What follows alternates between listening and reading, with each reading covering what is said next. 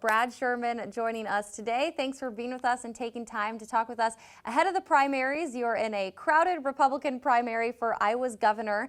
Tell me just how has the campaign trail been going for you? How are you feeling right now? Yeah, well, first, thanks for having me on. It's a real pleasure to be here again. The campaign's going well. We were talking before we came on air here that we've been to 342 stops, events, whatever you want to call them. And we just really believe in the grassroots and talking to people face to face. And I tell you, it's energizing when you do that, and so we really love it. So the campaign's going well. We're building a lot of relationships, and I think we win friends at every stop, and they tell their friends. So we believe in doing the true grassroots approach to campaigning. So it's going well. Good, good. Glad to hear it. And you were a former state representative. You are also a pastor. You've kind of been in the political game for a little bit while. Why was now the time to run for governor? Well, it's kind of a story, I'll tell you. I mean, I have been a pastor, for 45 years, and that gives you a lot of experience with people from all walks of life, and I think governor's a big picture job, so that's really beneficial to understand where real people live and that sort of thing. But I've been involved in teaching worldview seminars and things like that all through those times, as well as other things I've done as well in business and what have you. But I'm concerned about the foundations of freedom. I feel like the constitutional principles that our nation's founded on are often forgotten, and we need to restore those foundations. And so that got me involved in political type work. I thought my role would be education. But I got involved and I became a county chair. I've been to, I've organized caucuses and delegate to all the conventions all the way to the national level as well. And that gives me a lot of experience in the grassroots as well. So I understand how the political system works, and I think it's something we really need to make sure we preserve here in Iowa. It's part of what makes Iowa, Iowa. But I did serve, eventually then I served in the legislature. I ran for legislature in 2022. And in the middle of that term, we had a daughter who passed away and unexpectedly, and she has 4 kids. And so we made plans to move to a different district, and that's why I didn't run again. And so after that, long story short, those plans didn't work out. But after that, we actually felt like we weren't finished. My wife and I prayed about it, and people said, well, you should run for governor. And that was a little surprising, but anybody can say that, so it wasn't too serious. But we started praying about it, and we felt like God confirmed it in our hearts so many ways. It was just an absolute calling. So we feel like we're doing this in obedience to God. We feel like it's a calling, and so we're running, and that's how we got to this place, to run for governor. So. And you declared quite early that you were running for governor. Was that just part of the calling, or why did you feel it was important to start this campaign early on?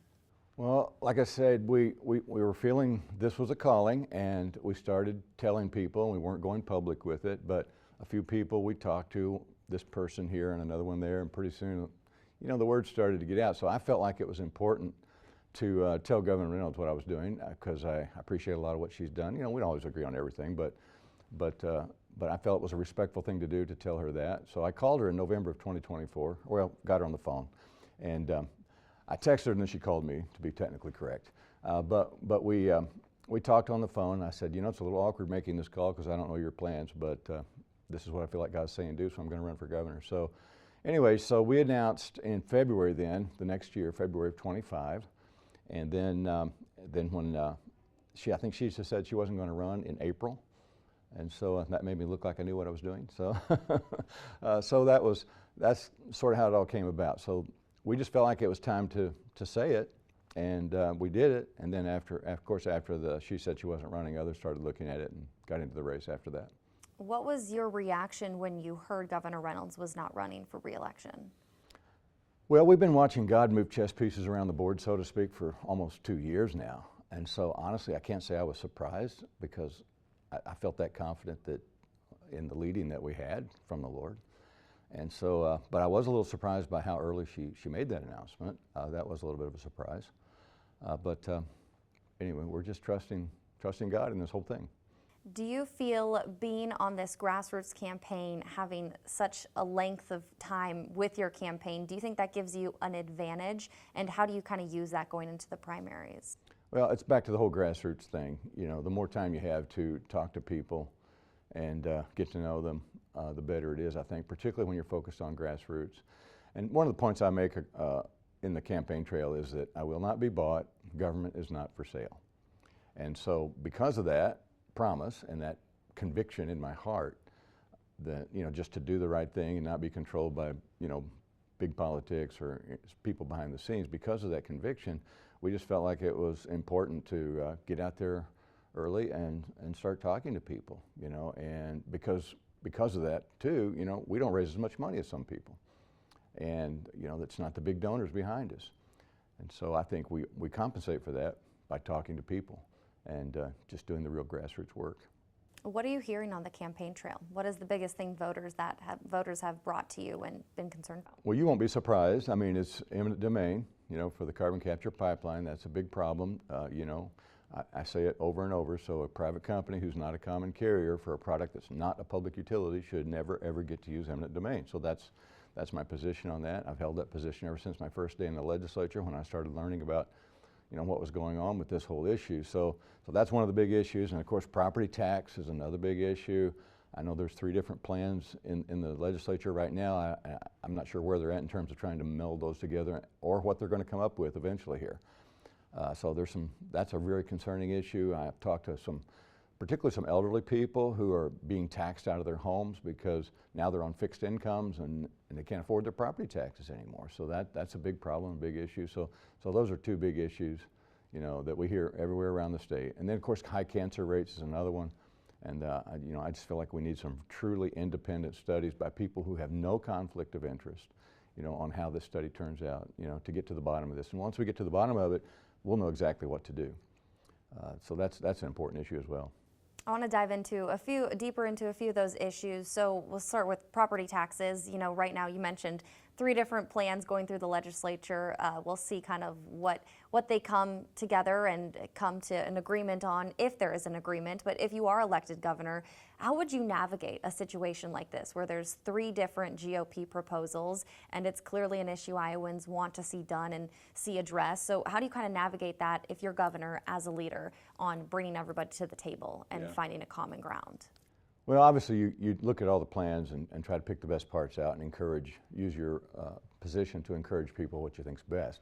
So that's obviously one of the first things to do. But I think a little different approach would be transparency in government. I think this is one of the biggest things we can do because it's not that it's a spending problem usually. So if we had transparency in government where every individual could go online and see exactly where the money is being spent, then I think the people themselves would pick the right people to manage that money for them in the next election.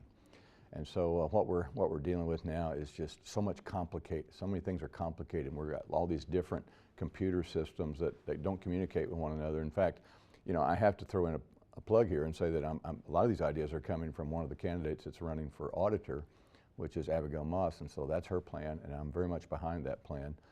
And I've been looking into it as well. So I think that's a big issue. If we can get transparency in government, the people will take care of business, because so many of the things that we do in the legislature in Des Moines, if we do it in Des Moines, it becomes a one-size-fits-all thing. And that doesn't work for every county. Every county out there is different. And that's one of the things we've learned by being on the campaign trail and talking to so many people. We've talked to a lot of county supervisors, and they have different perspectives and they have different situations they're dealing with. So we really need local control as much as possible, and I think transparency is one of the best ways to make local control really function properly. So right now, Governor Reynolds has her proposal and House GOP has their proposal of a 2% cap on revenue growth, and the Senate ties their proposal a bit more to inflation. Do you align with one of those proposals more than the other? Well, the cap we've done that in the past to a degree, and it's one of those situations again where one size doesn't fit all, and it might help one county but not the other. And then of course property taxes are already so high, that capping it doesn't help the current situation much. So I mean, there's some other ideas I have, but I'm still sorting some of those through. I've talked about them to some degree on the trail, but none of these things are in concrete yet. So it's a big issue that we have to get a lot of good heads together and get this figured out. So I want to talk about eminent domain. You mentioned that as well, and I know it's a big priority for you. Again, one of those things that we've seen a lot of for the past, 3 legislative sessions, I believe, at least, proposals be proposed and then, stall in the Senate. So kind of what would you do to get that across the finish line? Yeah, I think it's been 3, maybe 4, I don't remember exactly, but, and you know, I think the last excuse for not doing it was, well, this bill had too many other details in it that don't fit, and we just need a good, clean bill. Well, this year we had a good, clean bill, came out of the House, passed, I think, around 80% or so, and got to the Senate and got amended, and the meaning of it got changed, and so it's not simple anymore, and so that's kind of where we're at. So I think, you know, I think executive action is warranted in this case. I'm not sure, I don't like executive orders because I think we need to work through the people in the legislature. I think that's the best way to do things. I'm not even sure if an executive order would be in the right way to approach this, but it's definitely worth looking at because this is one of our constitutional rights. You know, the Declaration of Independence tells us that our unalienable rights are life, liberty, and the pursuit of happiness. And pursuit of happiness, if you study that, was about property rights. And so George Washington said property rights and freedom are inseparable. If you don't have one, you don't have the other. And so this is a principle that's been from the very beginning of our nation. And so it's pretty clear to me in our Constitution about property rights and public use. And so sometimes we fuss back and forth trying to get a bill to clarify something that ought to be real simple. So we're looking into that.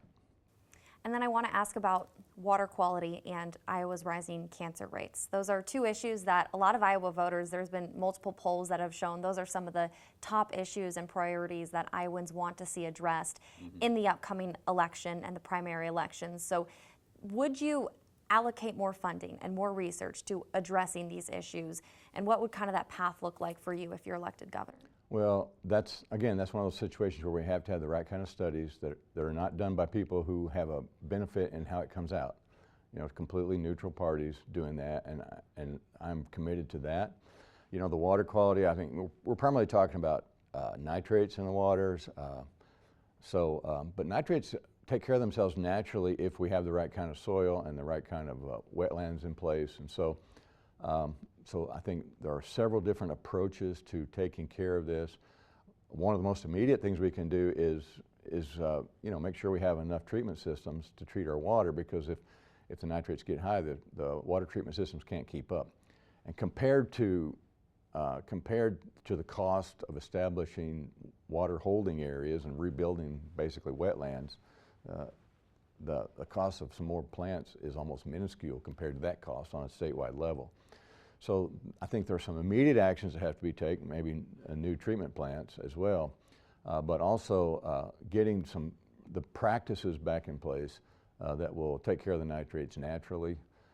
You know, healthy soil soaks up water and holds it a lot longer than soil that's not healthy. So, do you think that at the state level there's enough being done right now, or would you want to do more, I guess, if you're elected? Obviously there's not enough.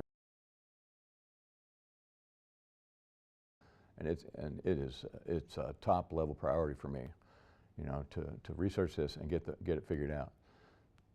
You're in a primary with a lot of other candidates. What sets you apart?